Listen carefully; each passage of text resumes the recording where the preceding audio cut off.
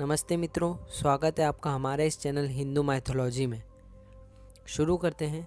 यक्षिणी भगवान शिव की दासियां कही जाती हैं और उन्हें उपदेवियों के रूप में भी माना जाता है। इनमें विविध प्रकार की शक्ति समाई होती है। हमने यक्षिणी के चरित्र तथा उसकी उत्पत्ति पर भी एक वीडियो विस्तार से बनाया था। आज हम इस वीडियो में जानेंगे कि 8 प्रमुख यक्षिणियों के बारे में, और हम ये भी जानेंगे कि जब साधक इन 8 यक्षिणियों को सिद्ध करता है तो उसे क्या क्या प्राप्त होता है।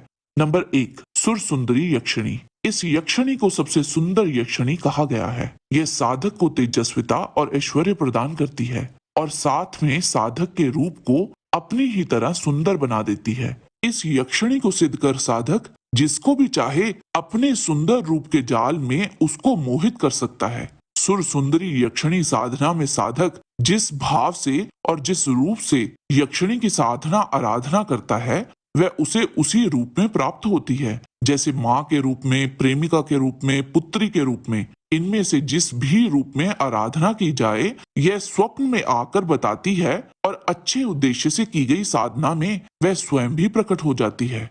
देव योनि के समान सुंदर व सुडौल होने के कारण इस यक्षिणी को सुर सुंदरी कहा जाता है। यह यक्षिणी सिद्ध हो जाने के बाद साधक को ऐश्वर्य, धन, संपत्ति आदि प्रदान करती है।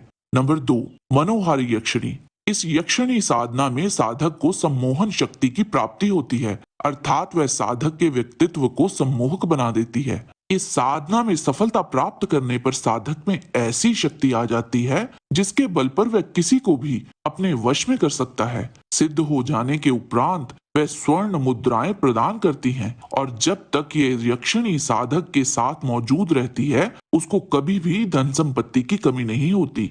नंबर 3, कनकावती यक्षिणी। तीसरी कनकावती यक्षिणी साधक को तेजस्विता प्रदान करती है और साधक का कोई भी कार्य चाहे वो सकारात्मक हो या नकारात्मक उसको पूर्ण करने में ये यक्षिणी साधक की सहायता करती है। साधना में सफल होने पर साधक इतना तेजस्वी हो जाता है कि वह अपने विरोधी को भी अपने वश में कर सकता है। इसमें सफल होने पर साधक की सभी मनोकामनाएं पूर्ण होती हैं। नंबर 4, कामेश्वरी यक्षिणी। चौथी कामेश्वरी यक्षिणी की साधना तभी की जाती है जब प्रेम या शारीरिक रूप से कोई समस्या हो। साधक के अनुरूप हर एक कार्य कामेश्वरी यक्षिणी करती है। इस साधना में साधक को पौरुष शक्ति प्राप्त होती है।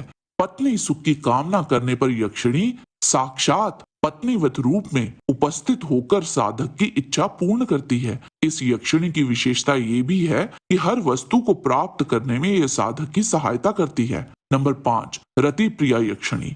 पांचवी रति प्रिया यक्षिणी को जो साधक सिद्ध करता है उसे कामदेव और रति के प्रेम की प्राप्ति होती है, ऐसा तंत्र शास्त्र में वर्णित है। सभी मनोकामनाएं पूर्ण करने वाली इस यक्षिणी की साधक और साधिका यदि संयमित होकर साधना संपन्न कर ले तो निश्चित ही रति प्रिया यक्षिणी उसे कामदेव और रति के समान सौंदर्य तथा इसके साथ ही हर समय प्रसन्नता भी प्रदान करती है। नंबर 6, पद्मिनी यक्षिणी। इस साधना में साधक को आत्मविश्वास, बुद्धि, स्थिरता और आत्मबल की प्राप्ति होती है।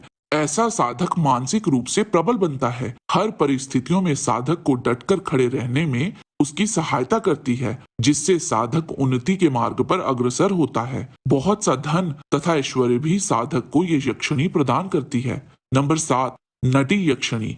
इस साधना में सफल होने पर यक्षिणी साधक को हर विकट परिस्थिति में सहायता करती है, हर प्रकार की दुर्घटना से उसकी रक्षा करती है। इस 7वीं यक्षिणी को विश्वामित्र ने सिद्ध किया था और इसकी साधना तब की जाती है जब अपनी जान जाने का भय हो। तब ये यक्षिणी अपने साधक को हर प्रकार से सुरक्षा प्रदान करती है, फिर चाहे वह स्वयं देवा भी क्यों ना हो। देवताओं के सामने भी ये साधक को पूर्ण रूप से सुरक्षा प्रदान करती है। नंबर 8, अनुरागिनी यक्षिणी। 8वीं और आखिरी प्रमुख यक्षिणी अनुरागिनी यक्षिणी है। इस साधना में सफल होने पर ये यक्षिणी हर प्रकार से साधक को संतुष्ट करती है। धन, मान, सम्मान और प्रसिद्धि में अन्य सभी सुखों से साधक को लाभान्वित करती है। अनुरागिनी यक्षिणी शुभ्र वर्णा है और ये साधक की इच्छा होने पर उसके साथ रास उल्लास भी करती है। इन सभी यक्षिणियों को सिद्ध करने का एक विशेष मंत्र रहता है और एक यक्षिणी को सिद्ध करने का विशेष स्थान निर्धारित किया जाता है और इसके साथ ही